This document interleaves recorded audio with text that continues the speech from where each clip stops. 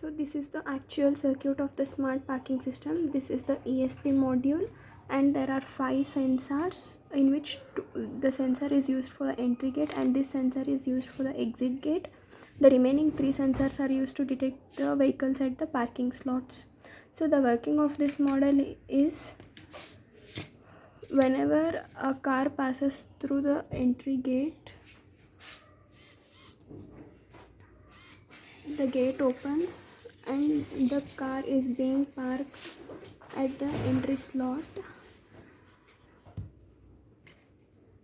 The car is being detected by the entry slot, and the same is being recorded in the blink app. This is the duration, and for every 10 seconds the price amount is being increased here.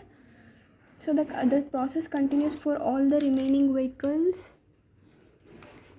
So whenever the car is being sensed, it opens, and the same is being recorded for every slot. So when all the 3 cars are being parked, the timer goes like this. So here it was parked first, so the amount is increased to 20.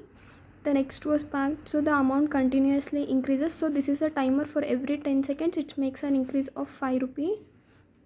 So when a car is being removed from the parking slot, here the slot becomes free and the amount that is to be paid is being detected.